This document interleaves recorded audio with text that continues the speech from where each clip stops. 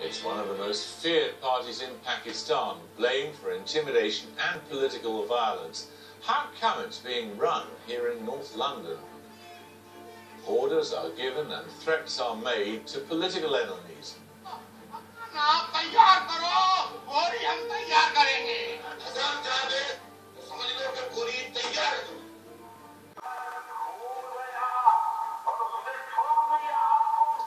Britain has a long history of offering refuge to victims of persecution, but supposing it was instead offering sanctuary to an organisation which was using Britain as a base from which to threaten and persecute others. That's the accusation against the leader of an organisation called the MQM, a man called Altaf Hussain.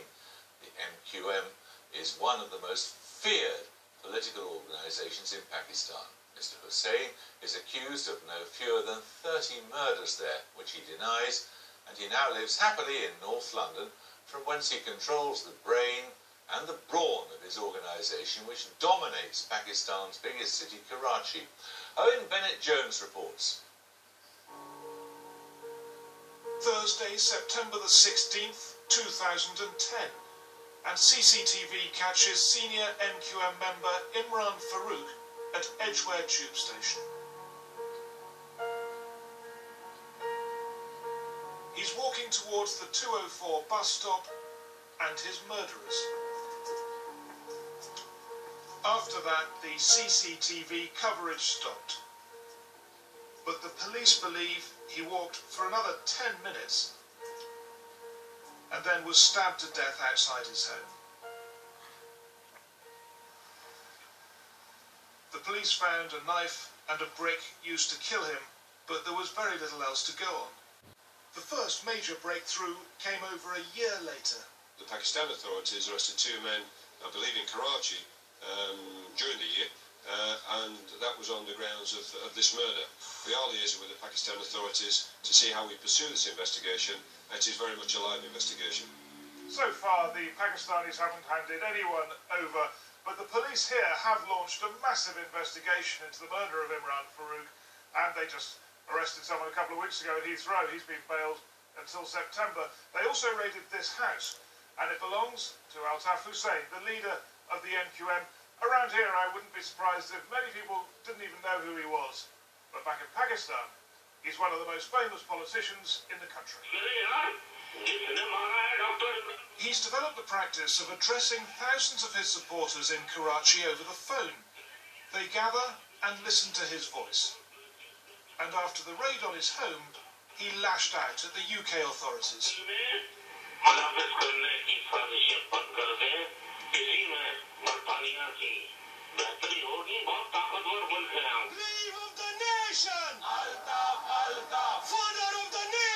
Altaf Hussain has been a UK resident for over 2 decades. He's got a British passport. These are his party headquarters in Edgware. It may be a long way from Pakistan, but from here he exerts total control over his party. He denies any involvement in the murder of Imran Farooq. And to make the point, he very publicly mourned his former colleague's death. In their raids, the police found hundreds of thousands of pounds of unaccounted for cash, and that's led to a money laundering investigation. And the Metropolitan Police are also formally investigating Altaf Hussain for something else, whether he's using his London base to incite violence in Pakistan. By any standards, Altaf Hussain uses rough language.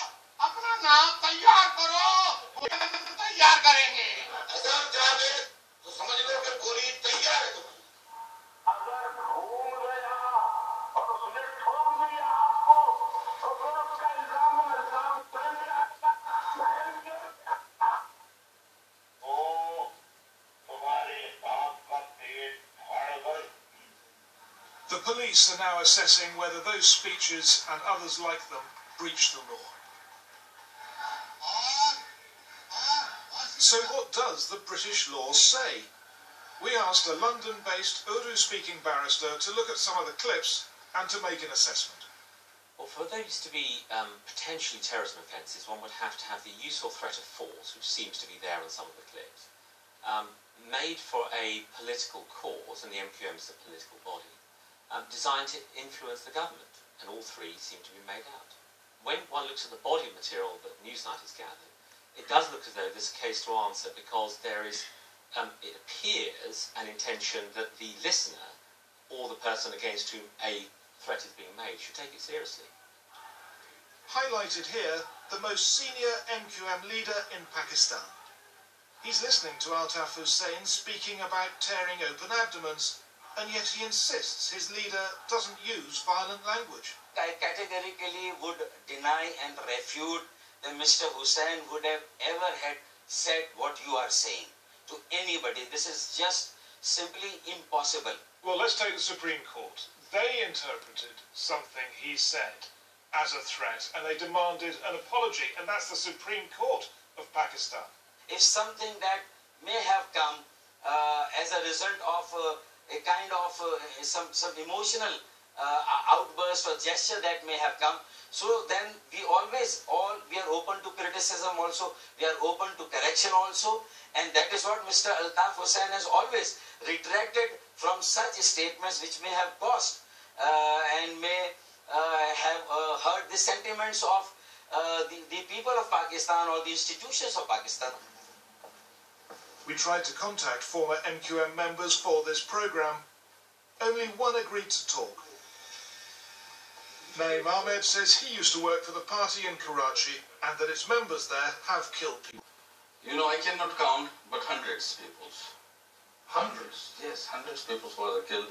The MQM insists that it is a peaceful party, that it doesn't use violence. No, they are not a peaceful party.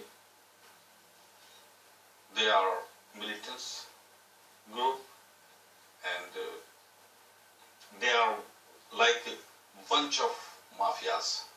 Did you ever commit any acts of violence? No, it wasn't my job. If I like the violence, why I leave the party? It's an ideal party for violence. Yes. I left the party because of violence, because of militancy. So what did you think of those young men in your district who were, you say, killing people in the name of the MQM? I always try to convince them. It's not nice way. What you are doing, who is going to give you the order? They directly say we got an order from the London. Life in Karachi is dangerous. After the recent elections, a well-known political and social campaigner in the city was shot dead outside her home. Over the years, I've heard stories of how the police simply kill suspected MQM militants on the streets, meaning the MQM wants revenge. This Pakistani policeman got asylum in Europe because of threats from the Taliban, but also from the MQM. We've changed his name and voice and obscured his image. I think 80% of MQM terrorists arrested by the police are involved in the murder and other terrorist activities. And when you made these arrests, how did the MQM respond? What did they say to you? MQM tried to give a statement against me. Also, they threatened to kill me, and they killed my other colleagues. How many of your colleagues did they kill? I think 20. You say the MQM have killed all these police officers, and yet, there are very few convictions in Pakistan. Why are these people never convicted? Nobody wants to give evidence against MQM. Why don't people want to give evidence? If they try to give evidence against MQM, so MQM will kill them and their families. Depending how you look at it, Altaf Hussain is charismatic or eccentric. On TV, he bolsters his image as a modern liberal man. But his reputation in Karachi is so fierce, many people there try to avoid even saying his name in public. So why is he able to operate from London? It's not as if Pakistan hasn't complained. For 20 years, Pakistani leaders have asked London to control Altaf Hussain. The police are investigating, but what about the government? This is Britain's Deputy High Commissioner to Pakistan paying Altaf Hussain a visit in North London.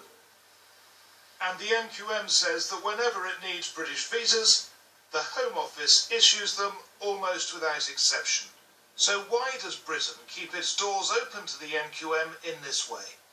One member of the House of Lords who's been openly critical of the MQM told us that he won't go to Karachi because he fears if he did so he could be killed. Another member of the Lords says she doesn't ask questions about the MQM because, as she put it, she's got a child to worry about. It all prompts a question: why do British officials, so keen to talk about promoting democracy in Pakistan, deal with a party that privately, they say, uses violence to achieve its objectives? This letter may help answer that. Written by Altaf Hussain, it arrived in number 10 within weeks of 9/11. In it, Altaf Hussain offers Tony Blair human intelligence on jihadis. For years, the MQM and the Foreign Office refused to acknowledge this letter as genuine. But through a Freedom of Information request, Newsnight has established that the letter is authentic and did reach number 10, who passed it on to the Foreign Office. It's a curious thing. On the one hand, here you have this party, which has a very complicated and controversial reputation in Pakistan, being run by remote control at a distance of 4,000 miles by its leader from this very city. On the other hand, it offers Britain some degree of influence in Pakistan. And also protection against the jihadis. Yes, the MQM has played very heavily over the years on the idea that it presents a bulwark against Islamist extremism in Pakistan's most populated city. There's no doubt Altaf Hussain is under ever greater pressure. And for many in Pakistan, the pressing question is this: will Britain put him on trial?